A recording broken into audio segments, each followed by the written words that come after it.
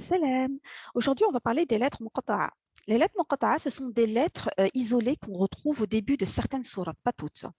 On ne connaît pas la signification, on ne sait pas pourquoi il y a ces lettres-là qui sont isolées, qui commencent les sourates, mais il y a une façon de les réciter. Donc, si on prend par exemple Surat al-Baqarah, au tout début, en fait, on a Alif Lam Mim. Le premier verset, c'est ça, c'est Alif Lam Mim. On a la lettre Alif, on a la lettre Lam et la lettre Mim.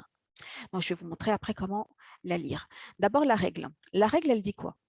Les lettres muqatta'a, qui sont au début des versets, on les répartit en 4 catégories. Il y a le alif. Donc, le alif, si vous voyez le alif en début de sourate, parmi ces lettres muqatta'a, le alif, il se prononce en un temps. On dit juste alif. Si vous voyez le ha, le ra, le ya, le ta ou le ha, vous allez le prononcer en 2 temps. Vous allez dire ha, ra, ya, ta, ha. Si vous voyez un sin, noun, qaf, sad, lam, kaf, mim, vous allez le prononcer en 6 temps. Donc, si c'est la voyelle en fait que vous allez prolonger de 6 temps. Nou, qaf. Vous voyez?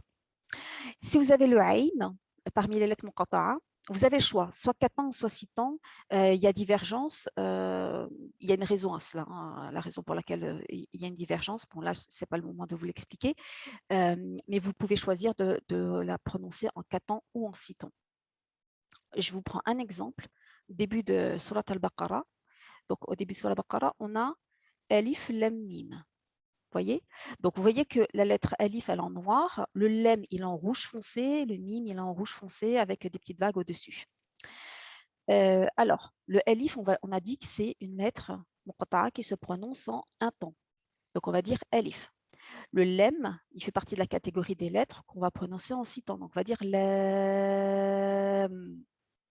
Le mim, il est en 6 temps aussi dans la catégorie des 6 temps, on dit mi. Donc, logiquement, c'est alif, ensuite lam, et ensuite mim. Par contre, ici, si vous regardez bien, on a un mim. Si on prononce le lam et le mim, on voit que lam, ça se termine par un mim sakina, et que le mim, il commence par un mim avec une kasra. Ça, c'est un idgham, birunna. Et donc, du coup, là, vous allez devoir faire la liaison entre les deux, entre le lam et le mim, et faire une runna à peu près de 2 temps et demi, quelque chose comme ça, 2 temps, 2 temps et demi, un peu plus.